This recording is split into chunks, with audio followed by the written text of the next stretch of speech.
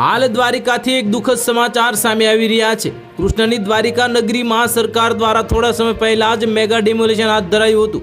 ત્યારે આ ડિમોલિશન થકી દ્વારકામાં ₹316 કરોડની કિંમતની સરકારી જમીન ખુલ્લી કરવામાં આવી છે અને દ્વારકા જિલ્લા વહીવટી તંત્ર દ્વારા મેગા ડિમોલિશન ઝુંબેશ ચલાવીને ₹316 કરોડથી વધુની કિંમતની જગ્યા ખુલ્લી કરવામાં આવી છે।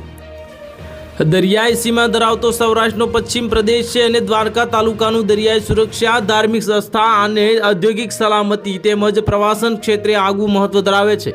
દ્વારિકા ટાઉનમાં વિશ્વ પ્રસિદ્ધથી જ દ્વારકાધીશ મંદિર આવેલું છે, જે દેશ વિદેશના કરોડો ભક્તોનું આસ્થાનું કેન્દ્ર છે।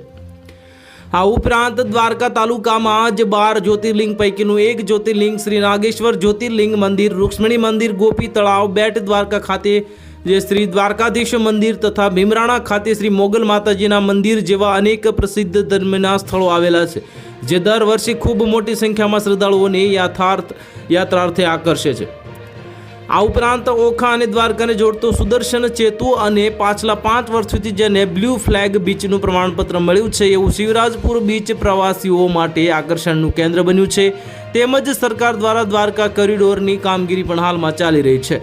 તો હાલ માટે આટલું જ। મળીશું નવી અપડેટ સાથે। જો તમને અમારા વિડીયો પસંદ આવતા હોય તો વિડીયોને લાઇક કરી દેજો, ચેનલને સબસ્ક્રાઇબ કરી બાજુમાં આવેલા બેલ આઇકનને દબાવી દો, જેથી તમને આવા સમાચારની અપડેટ મળતી રહે।